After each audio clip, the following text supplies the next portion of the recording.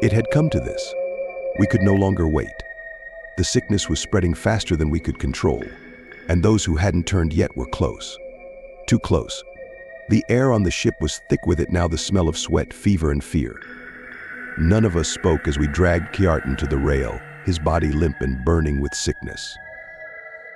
He wasn't dead yet, but he was close enough. "We can't wait anymore," Eric muttered, his voice low and heavy. He stood beside me, his face pale, dark circles beneath his eyes. The weight of what we were about to do was written all over him, but there was no other choice left.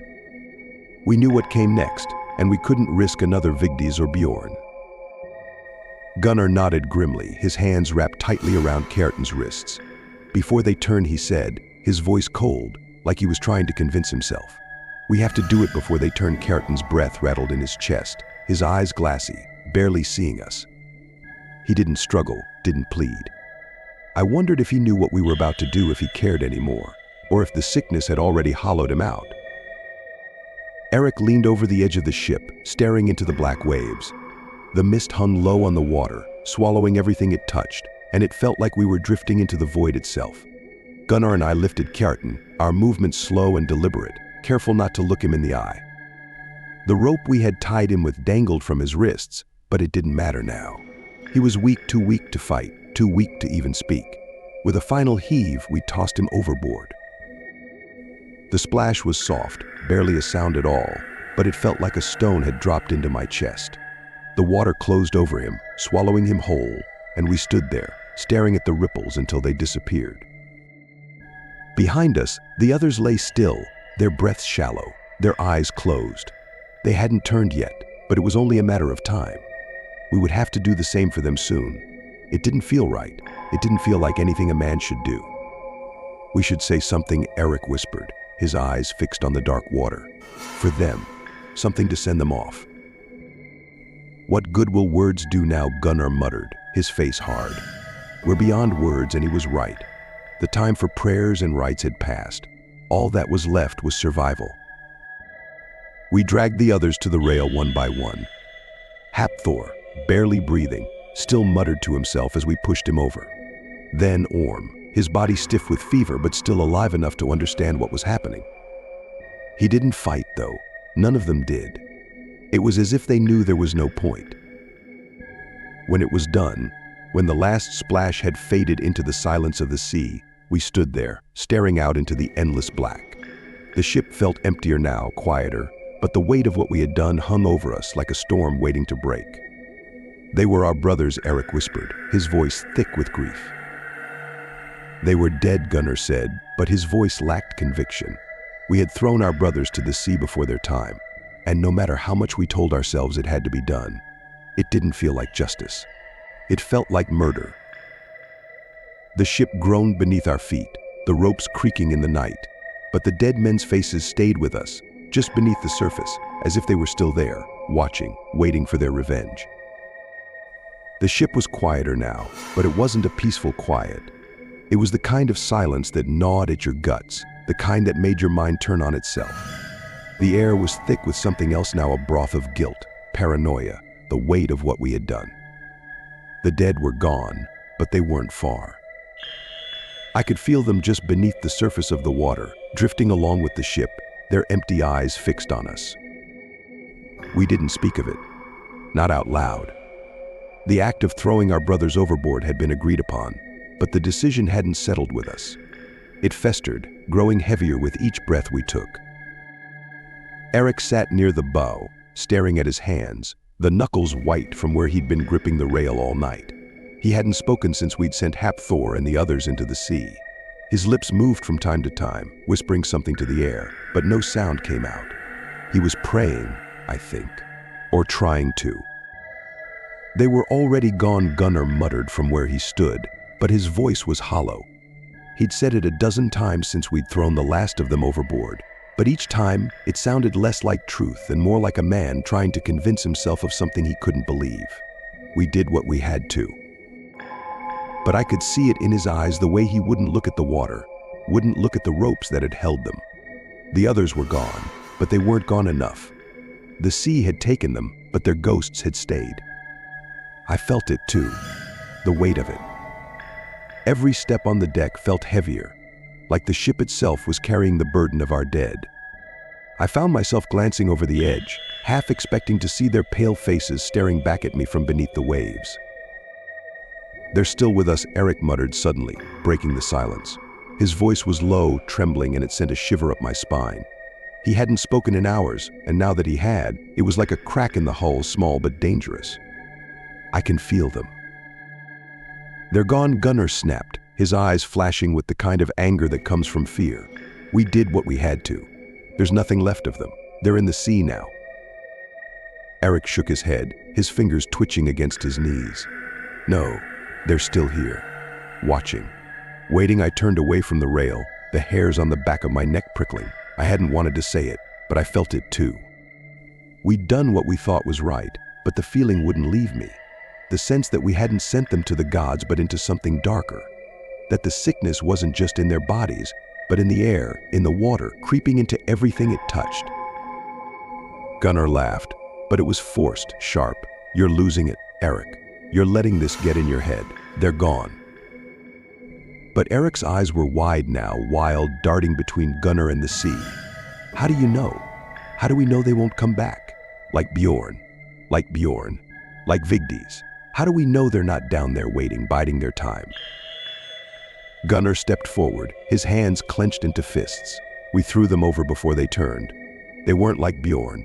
They were just sick, but they hadn't turned. We did what we had to. Eric stood, backing away from him, his voice rising. "What if it's not enough? What if they come back? What if it's in us too?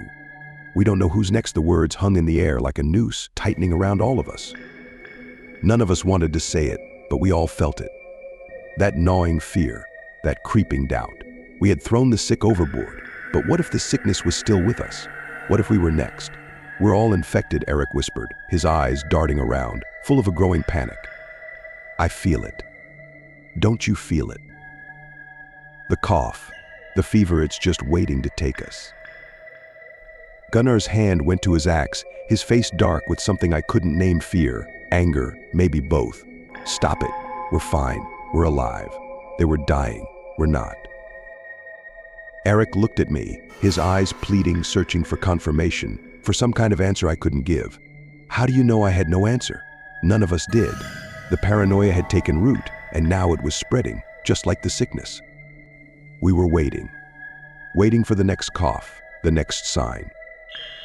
The ghosts of our brothers were in the water, but the sickness was still on board. We just didn't know where, or who. The air on the ship had grown thick with fear, a suffocating weight that pressed down on all of us. No one spoke much now, and when they did, it was in whispers, sharp and tense. Eric hadn't stopped muttering to himself, pacing the length of the deck like a caged animal, his eyes darting from the water to the sky to the rest of us, as if waiting for something to happen. We were all waiting for the next cough, the next fever, the next sign that one of us would be next. It was unbearable, the silence, the paranoia, the way we looked at each other, searching for any hint of the sickness in the sweat on someone's brow, in the rasp of their breath. Trust had slipped through our fingers, and now all that was left was suspicion. It started with Eric. I don't know when exactly, but something in him snapped. His mutterings grew louder, more frantic, until he wasn't just pacing but stalking the deck like a man possessed. His hands shook as he clutched at his axe, his eyes wild and unfocused. "We're all sick," he screamed into the night, his voice cutting through the stillness like a blade. He was standing at the center of the ship, his body trembling with the force of his panic. "Don't you see? We're all going to die here. We're all infected." "Eric, calm down," Gunnar growled, stepping toward him, his own hand tightening on his axe. His eyes were dark, dangerous. I knew that look. He'd been fighting his own fears, holding them together for the rest of us. But Eric's madness was pushing him to the edge. "You're not sick. None of us are." "How do you know?" Eric spat, his voice high with desperation. "How do you know it's not already inside us? It doesn't just come for the weak. It's in the air, in the water. You can't escape it." He lunged at Gunnar, wild-eyed and shaking, his axe raised high. The swing was wild and clumsy, but it was filled with the kind of madness that had overtaken his mind. Gunnar sidestepped, grabbing Eric's wrist and wrenching the axe from his hand with a brutal twist. Enough, Gunnar roared, his voice trembling with barely contained rage. "You're not sick, Eric. You're just afraid. We all are. But this isn't helping. We need to stay together." Eric struggled against him, thrashing like a madman, his eyes darting from Gunnar to me to the others who stood frozen, watching in stunned silence. "You're lying. You don't see it. You don't feel it. It's already here, already inside us." The others were watching now, their faces pale, fear spreading through them like wildfire. Eric wasn't just one of us anymore, he was a reminder of what could happen, of how fast the mind could break when the body wasn't yet gone. "Throw him over," someone shouted from the back of the ship. It was a voice filled with terror, not reason. It made the hair on my neck stand up. The crew was turning on itself. "No," Gunnar said, but his voice was strained. He was holding Eric in a tight grip, trying to keep him from thrashing any further. "Eric's not sick. He's just..." But Eric twisted free, breaking from Gunnar's grasp and stumbling toward the edge of the ship. His chest was heaving, his eyes wild with the certainty of his own fate.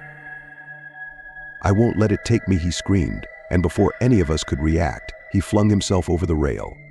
For a moment, there was nothing but the sound of the splash as Eric hit the water, his body swallowed by the dark waves. We rushed to the rail, staring into the blackness, waiting for him to surface. But he didn't. The sea was silent. Gunnar stood there, breathing hard, his hands clenched into fists. He said nothing, just stared at the place where Eric had disappeared. "That's it." Then one of the crew members muttered, his voice trembling. He was right. We're all cursed. The others were looking at one another now, not with fear of the sickness, but with fear of each other. Paranoia had taken root so deeply that no one trusted anyone anymore. Even the simplest cough sent men scrambling away, eyes wide with terror. I saw it in their faces, the madness creeping in, the certainty that we were all doomed, that none of us would make it off this ship alive. Gunnar tried to keep order, to hold us together, but it was too late. The fear had spread faster than the sickness. Some of the crew whispered about taking the smaller boats, rowing away from the ship before they caught whatever curse had taken their brothers. Others simply sat in silence, waiting for death to come, their faces pale, their eyes hollow. And as the hours passed, more began to cough. It was faint at first, just a clearing of the throat, a subtle rasp in the breath. But we all heard it. We all knew. The sickness wasn't done with us yet, and none of us were going to stop it. 6. By the time dawn broke, we were fewer. The night had stolen more of us, some to the sickness, others to the madness it bred. The ship felt hollow now, the creaking wood and lapping waves our only companions. The ones still with us were shadows of the men they had been, eyes dull and lifeless, bodies worn thin with fear. None of us spoke of what happened to Eric, but the memory clung to us, suffocating. We were down to the hardest choices now. The newly sick lay bound where we'd left them, their breaths ragged, their skin waxy with fever. But they hadn't turned. Not yet. That was the cruel part. The waiting. Gunnar stood by the mast, staring at them, his axe in hand. His face was drawn tight with the weight of command that had become a burden too heavy to carry. But he was still the one we looked to, still the one we expected to make the call. "They won't make it," Gunnar said at last, his voice low but firm. "You know that. We can't risk another night. We end it now." There was no argument. The words hung heavy in the air, and I felt them sink deep into my chest. He was right, of course. They wouldn't make it. They were slipping away, already halfway gone, and when they turned, it would be worse. We couldn't wait any longer. We'd seen what the sickness did to the body when it took hold. But doing this, ending it while they were still breathing, was something different. Something we weren't ready for. "They're still alive," I muttered, though I knew the protest was hollow. My eyes flicked to Gudrun, her chest rising and falling in uneven, shallow breaths. She'd been with us through more winters than I could count, her laugh once loud enough to carry across the ship.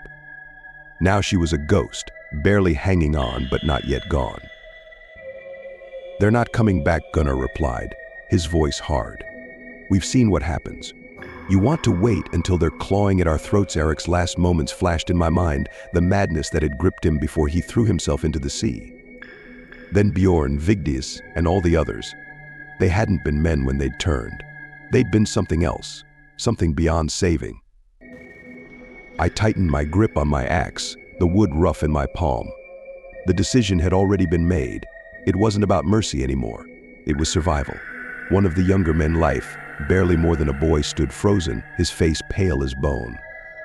His hands trembled around his sword, and I could see it in his eyes, the doubt, the terror. He wasn't ready. None of us were. But there was no time for doubt now. "We have to do it clean," Gunnar said, his voice sharp as a blade. "No hesitation, no mercy. They deserve a quick death, not the sickness." I nodded, though my throat felt tight. Quick death. Easier said than done. Gunnar moved first. He didn't flinch, didn't let his hand shake. With a single swing, he brought his axe down on Gudrun's neck, the sick thud of the blade echoing across the deck.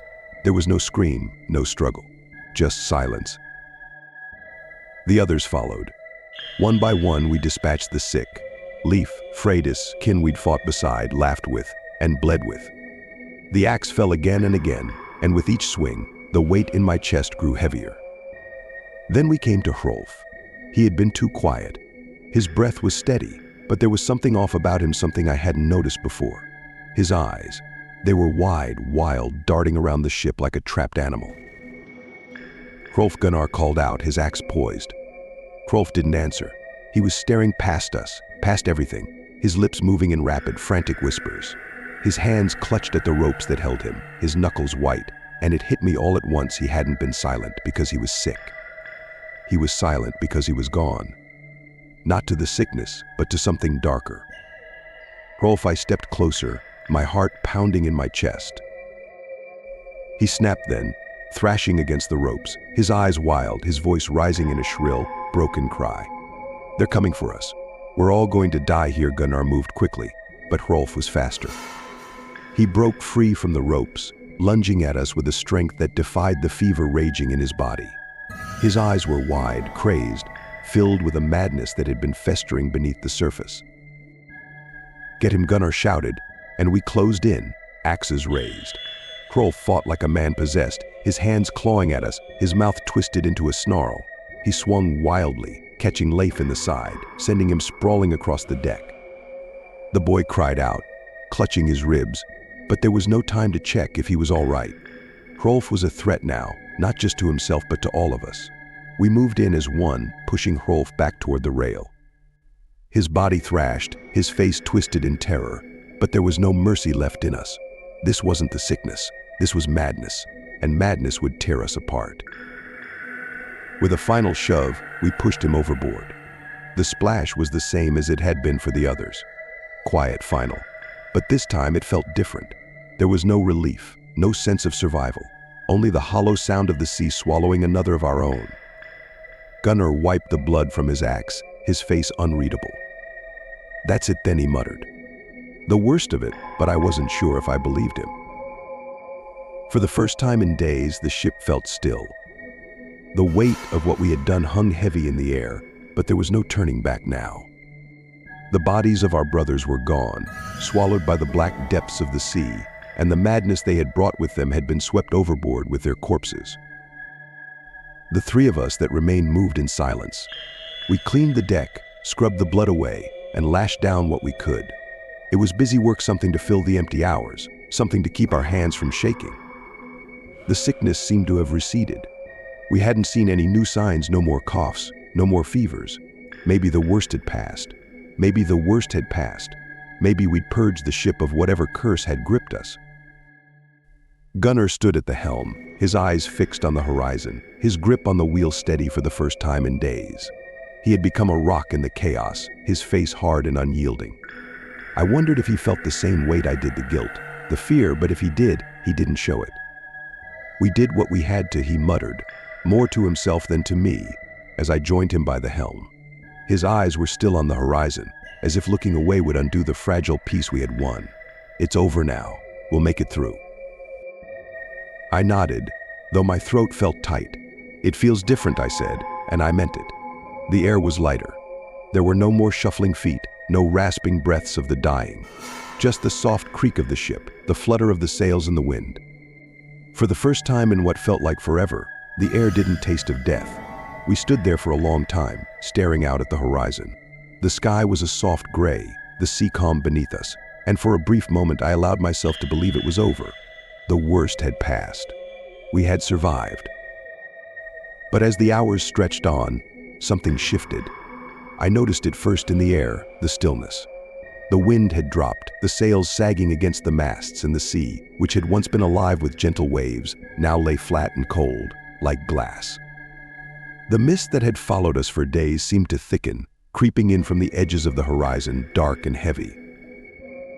Gunnar frowned, his eyes narrowing as he looked out at the sky. The calm, once comforting, now felt wrong, ominous. The sea was too quiet, too still. It was the kind of stillness that came before a storm. "Do you see that?" he asked, his voice low. I followed his gaze. In the distance, just beyond the mist, the clouds were gathering. They weren't the white, drifting clouds of a peaceful day, but dark, rolling masses, thick and heavy with rain. They moved slowly but steadily, creeping toward us like a shadow stretching across the sky. I felt a knot tighten in my chest. The storm was coming. And it wasn't just any storm. Leif, still pale from the blow Hrolf had given him, stood at the bow, his eyes wide as he watched the clouds roll in. "It doesn't look right," he muttered, his voice barely audible over the creak of the ship. "The way they're moving. It's like they're coming for us." The word sent a chill through me. He was right. The clouds weren't just drifting. They were hunting us, moving with a purpose, dark and heavy, like the sickness we'd just cast into the sea. Gunnar turned to me, his jaw clenched. "We need to be ready. This storm's not like any I've seen before." We worked quickly, securing the sails and lashing down the supplies, but the unease hung in the air. The ship creaked louder now, the water lapping against the hull in short, sharp bursts. The calm had gone from eerie to unsettling, and the dark clouds were growing closer by the minute, blotting out the last bits of daylight. "What if it's not just a storm?" Leif whispered, his voice trembling as he looked out at the gathering clouds. I didn't answer. I couldn't. The sky darkened. The sea, which had been so calm, started to churn, small ripples spreading out in every direction, as though something beneath the surface had awoken.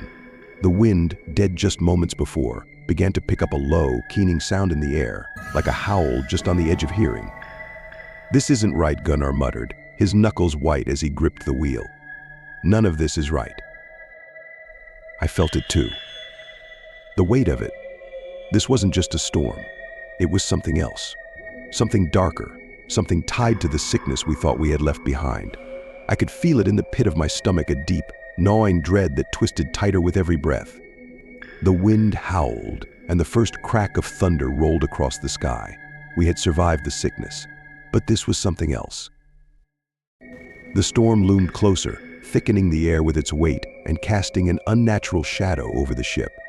The sky had turned black, the clouds swirling in slow, deliberate circles like some malevolent eye watching us from above. The waves, which had been nothing more than ripples before, now heaved the ship in erratic, unpredictable rolls.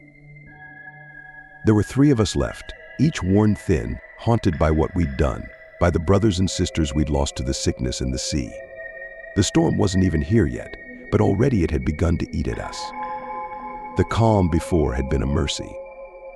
Now, there was nothing left but the black sky and the cold edge of fear in our hearts. Leif was the worst. He had been quiet since Hrolf went overboard, but now, as the storm bore down, I could see something in him unraveling. He hadn't been right since the madness with Eric, and the cut Hrolf had left on his ribs, though shallow, seemed to be festering. He stood at the bow, clutching his side, his eyes flicking between me and Gunnar, as if measuring us, wondering how long we'd last. His skin was pale, slick with sweat, but it was his eyes that worried me, the way they darted from shadow to shadow, like he was seeing things that weren't there. "Did you feel that?" Leif muttered, turning sharply toward me. His voice was shaky, his hands trembling as he gripped the rail. "The ship, it's pulling us, something's pulling us. Can't you feel it?" I glanced at Gunnar, who tightened his grip on the helm. His jaw was set, his eyes dark with a quiet fury. It's just the storm, he said, his voice steady but strained. Get below and rest, Leif. You're not thinking straight. But Leif didn't move. His eyes were wild, darting between us like a cornered animal. No, it's not the storm. It's them. He pointed to the water, his hand shaking violently. They're still out there. I know it. I can hear them. The dead don't rest. They're waiting for us to join them. They're gone, I said, trying to keep my voice calm, though the unease was clawing at me too. We did what we had to. Leif shook his head, his face twisting in desperation. No, you don't get it. None of you get it. We threw them over, but they're not gone. They're just below us, under the ship. They're waiting. We're all cursed, just like Eric said. We're next. He was losing it, and we both knew it. But part of me understood. The way the sea churned, the way the wind howled in the distance, it felt like the dead hadn't left us at all. Maybe they hadn't. Maybe the storm wasn't just a storm. Gunnar stepped forward, his eyes narrowing as he looked at Leif. Enough. You're talking madness.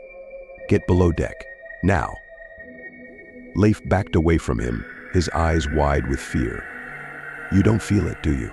You don't see what's happening. We're all sick. It's in us. All of us. Gunnar's hand went to the hilt of his axe, but Leif saw the movement and staggered back, tripping over his own feet. Stay away from me, he shouted, panic rising in his voice. You're infected. I know it. I can see it in your eyes. My heart pounded in my chest. We were unraveling, just like the others had. First Eric, then Hrolf, and now Leif. We thought we had made it through the worst, that the sickness had left us. But it hadn't. The fear was still here, spreading like a plague in our minds. Leif, I said, trying to keep my voice steady. No one's sick. We've survived. We're almost through this. Don't let it take you now. But he didn't hear me. His eyes were locked on Gunnar, wide and full of terror. I've seen it, he whispered, his voice barely audible. I've seen what it does. You're next, Gunnar. I know it. Without warning, Leif lunged toward the rail, scrambling to climb over it, his hands gripping the wood with a wild desperation. I'm not waiting, he screamed, his voice high and broken. I won't let it take me. I won't let it. I moved fast, grabbing his arm before he could throw himself into the sea, but he thrashed wildly, his strength fueled by panic. His nails clawed at my hands, his breath coming in ragged gasps. Let me go. Let me go. They're in the water, they're waiting for me. Gunnar was there in an instant, his hands wrapping around Leif's shoulders, pulling him back from the edge. But Leif fought harder, his body twisting in our grip, his voice rising into a shrill, inhuman scream. You're all sick. You're all cursed. With a final wrench, Gunnar threw him to the deck, pinning him down with a knee to his chest. Leif gasped for air, his eyes rolling wildly, his body trembling with terror. I could feel his pulse racing under my hand, his panic so palpable it felt like it could spread to me. He's lost, Gunnar said, his voice low and grim. We're not far behind. The words hung heavy in the air, the truth of them sinking into us like stones. Leif had broken, but the sickness, the fear wasn't done with us yet. I could feel it creeping through me too, the edges of my mind fraying with doubt, with the weight of all we had done, all we had seen. The storm wasn't the only thing coming for us. 7. There's a heaviness in the air that I can't shake. It clings to me like damp wool, seeping into my bones. The ship rocks beneath my feet, the water gentle now, but I can feel the weight of the dead pressing down on us. Or maybe it's just my mind dragging itself deeper into that darkness that swallowed us whole. 3 of us left. Leif sits by the stern, his back against the rail, eyes half open, but seeing nothing. Gunnar still moves, still breathes, and still walks like the sickness isn't scratching at the back of his throat. But it is. I can see it. I can hear it in his breathing, a rasp too deep, too wet. He hasn't said a word since dawn, but I know he's watching me. They're both infected. Leif's gone already, might as well be a corpse. His lips move, mouthing words that never come. Maybe he's praying. Maybe he's just talking to ghosts. Gunnar's holding out, but it won't be long now. He's always been the strongest, the last one to break.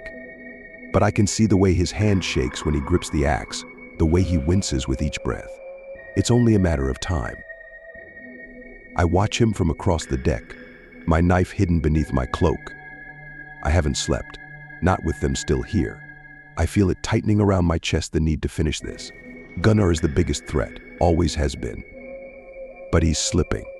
His face is pale beneath the grime, his eyes bloodshot, and his skin stretched too thin across his bones. He knows, too. I can see it in the way he looks at me, the way he avoids getting too close. He's waiting for me to act, just like I'm waiting for him.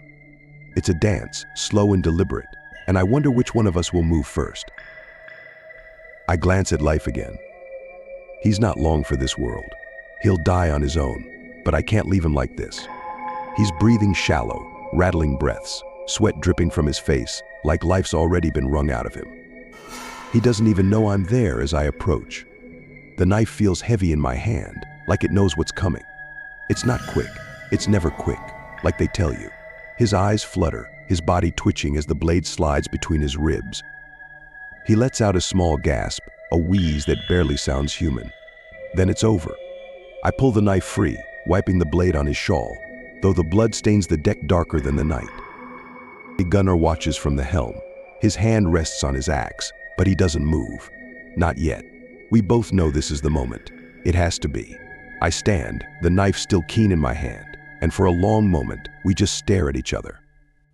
The space between us feels impossibly small, like the ship itself is shrinking under the weight of what has to happen next. "You've lost it," Gunnar says, his voice low, raspy. I'm not sick, but there's something hollow in his words, something that says even he doesn't believe it anymore. He's sick. It's only a matter of time before it gets him too, before it turns him into whatever the others became. I can't wait for that. I can't let it happen. I've seen it, Gunnar, I say, and my voice sounds distant, like it belongs to someone else. I know what's coming. He tightens his grip on the axe and takes a step toward me, slow and deliberate, like he's measuring the distance. "You're the one who's lost," he says, but there's fear in his eyes now. Real fear. He swings, the axe slicing through the air, but it's a desperate swing, too slow. I dodge, barely, and the weight of it sends him off balance. I don't wait. I lunge at him, the knife catching him in the side, just beneath the ribs. He grunts, staggers back, his hand clutching at the wound. But he doesn't fall. Not yet. He's still too strong. He swings again, this time weaker, more desperate. I duck, driving the blade in deeper, twisting it until I feel him buckle. His breath comes in short gasps, his eyes wide with shock, like he hadn't expected it to end like this. He drops to his knees, his axe clantering to the deck. His hand reaches out, as if he's trying to hold on to something, anything. But there's nothing left for him to grab, just the cold wood beneath him, slick with his own blood. He looks up at me, his mouth opening like he's about to speak, but no words come. I don't wait for him to finish. I pull the knife free, wiping it clean on my sleeve, though the blood sticks to my hands like it's part of me now. The ship creaks beneath us, the water slapping gently against the hull. The world feels impossibly quiet. I step over Gunnar's body, his eyes already dimming, his breath slowing. I'm the last one left. I tell myself it's over, but deep down I can feel it, the tightness in my chest, the ache in my bones.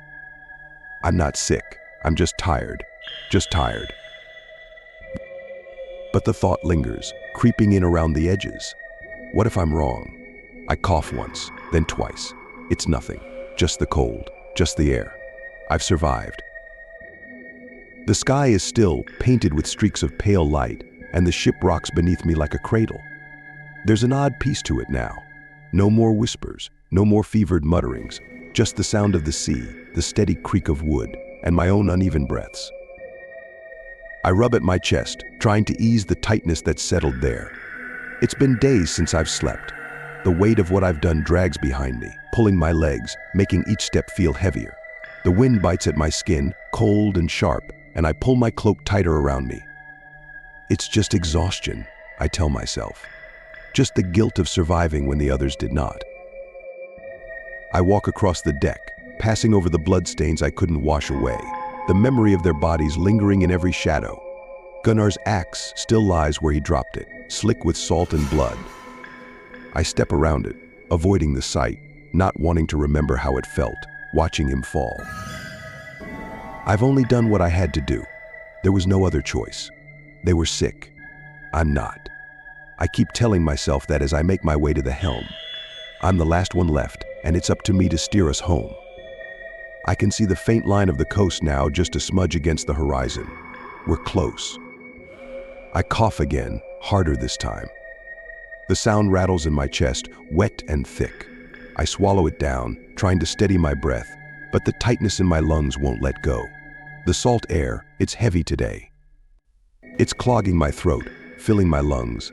I rub at my chest again, as if that will stop it, but the ache doesn't go away. I look out at the sea, the water calm beneath the sky, and for a moment I feel it, the pull of it, the vastness of it. I could let go, just stop, and let the ship drift. But no, we're close now. I'm close. My legs feel weak as I brace myself against the helm, trying to focus on the task at hand. The sail is still full, the wind carrying us forward, but I can't seem to keep my hands steady on the wheel. The weight of it all, of everything I've done, everything I've seen, it's pressing down on me, making it harder to breathe. I cough again, harder this time, doubling over as the air is ripped from my lungs. I spit into the sea, watching the flecks of red disappear into the water below. It's nothing, I tell myself. Just the cold, just the wind. I'm not sick, I can't be. But the thought is there now, a dark shadow creeping through my mind. I push it away, gripping the wheel tighter. I've survived. I've made it this far. I'll make it to the shore. But as I look out at the horizon, the land growing closer, I can't help but wonder if I'm too late. I cough again, and this time the taste of blood lingers on my tongue. An epilogue. They saw the ship early in the morning, a dark shape on the horizon.